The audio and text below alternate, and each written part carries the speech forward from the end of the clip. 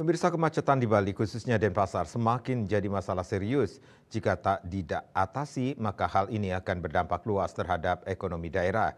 Salah satu yang bisa dilakukan adalah membuat regulasi ketat terhadap pembelian mobil bekas dari luar daerah Bali.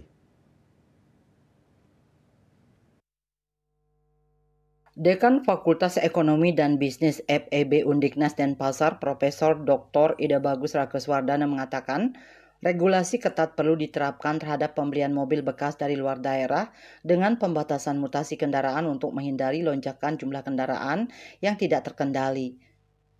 Pemerintah bisa mewajibkan kendaraan luar daerah untuk mendaftar ulang di Samsat Bali setelah 3 bulan, sehingga setiap kendaraan yang beroperasi di Bali terdaftar secara resmi dan memberikan kontribusi pajak bagi daerah. Solusi lain mengatasi kemacetan di Denpasar, salah satunya pembangunan infrastruktur terutama dengan membangun underpass di persimpangan padat, seperti Simpang Jimbaran dan Simpang Sanggaran. Langkah itu diperkirakan dapat memperlancar arus lalu lintas tanpa harus menambah jumlah jalan yang terbatas oleh ruang pembangunan. Sebagai pusat pariwisata dan bisnis, Kota Denpasar mengalami peningkatan jumlah kendaraan yang tidak diimbangi dengan perkembangan infrastruktur jalan yang memadai. Data menunjukkan pertumbuhan kendaraan bermotor sekitar 5% per tahun, sedangkan kapasitas jalan tetap terbatas. Akibatnya, waktu tempuh perjalanan meningkat hingga 50%, yang berimplikasi pada ketidakefisienan tenaga kerja, terhambatnya distribusi barang, serta kenyamanan wisatawan. Rake mengatakan kemacetan ini menyebabkan peningkatan biaya operasional di berbagai sektor, terutama pariwisata dan perdagangan yang menjadi tulang punggung ekonomi Bali. Sektor pariwisata sangat terdampak oleh kondisi lalu lintas yang macet. Wisatawan yang menghabiskan terlalu banyak waktu di jalan akan mengurangi aktivitas mereka, yang berakibat pada penurunan belanja di restoran, pusat perbelanjaan, dan objek wisata. Hotel-hotel juga mengalami dampak negatif karena wisatawan lebih memilih daerah dengan akses yang lebih mudah. Kemacetan juga berdampak pada transportasi logistik, di mana keterlambatan distribusi barang meningkatkan biaya operasional bagi bisnis, termasuk restoran dan usaha kecil yang bergantung pada pasokan bahan baku harian.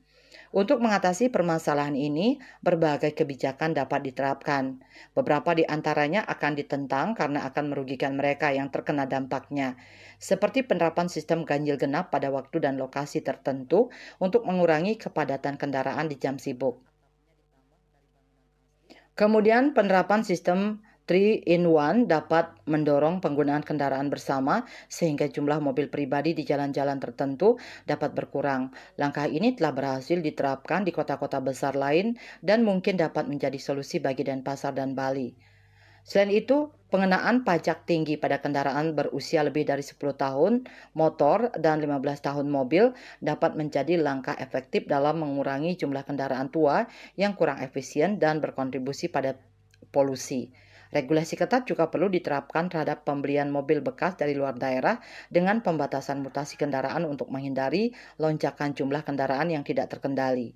Selain itu, investasi dalam kendaraan umum yang nyaman dan bertarif murah melalui subsidi pemerintah perlu dilakukan secara serius. Dengan tersedianya transportasi umum yang efisien, masyarakat dan wisatawan akan lebih tertarik menggunakannya dibandingkan kendaraan pribadi. Jika tidak ada langkah konkret dalam mengatasi kemacetan, dampaknya akan semakin besar terhadap ekonomi. Citamaya Bali Post melaporkan.